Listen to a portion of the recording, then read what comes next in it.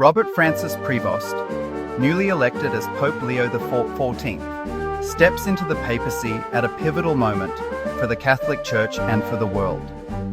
His elevation marks both a historic first and a subtle nod to the shifting demographics and priorities within global Catholicism.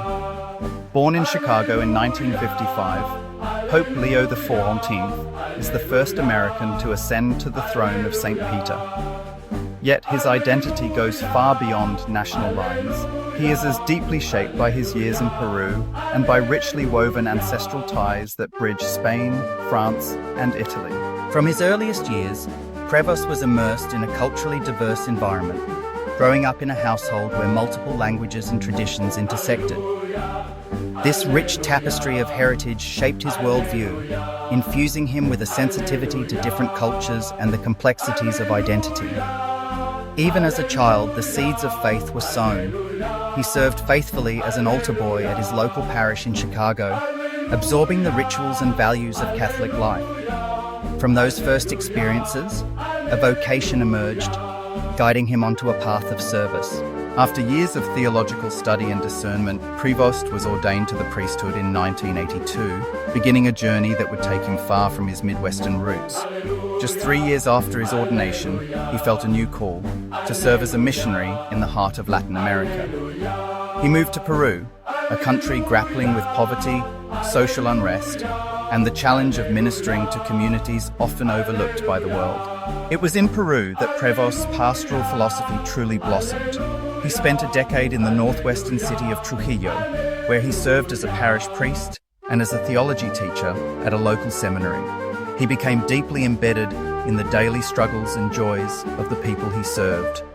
Members of the local community still recall his warmth, his humility, and his unwavering commitment to justice and compassion. He advocated for the marginalized, lifted up the voices of the poor and indigenous peoples, and became known as a bridge builder between communities often divided by language, ethnicity, or class. Throughout his years in Peru, Prevost made it a practice to return regularly to the United States. There he continued his pastoral work in his home city of Chicago, serving both as a parish priest and as a prior, offering spiritual guidance not just to ordinary parishioners, but also to those embarking on their own journeys in religious life.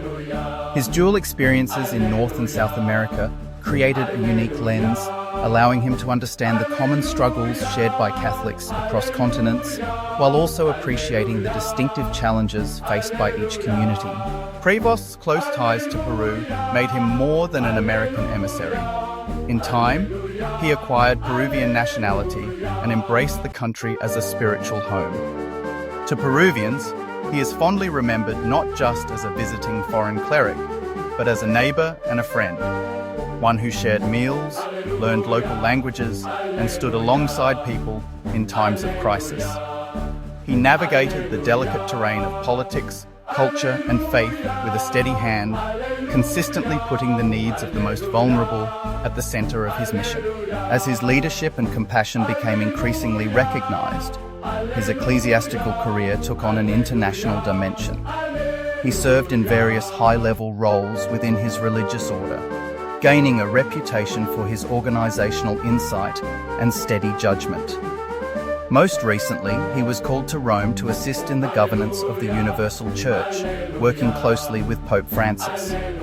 His time in the Vatican allowed him to see firsthand the vast challenges facing the global Catholic community, from declining vocations in Europe to the explosive growth of faith communities in Africa and Asia, to the particular challenges and gifts of Latin America. Prevost's election as Pope Leo XIV comes at a crucial juncture.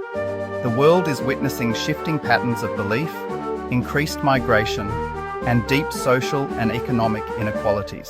The Catholic Church, with its billion-plus faithful, stands at the crossroads of tradition and modernity, trying to hold fast to the core of its teachings while responding to the needs and questions of a rapidly changing world.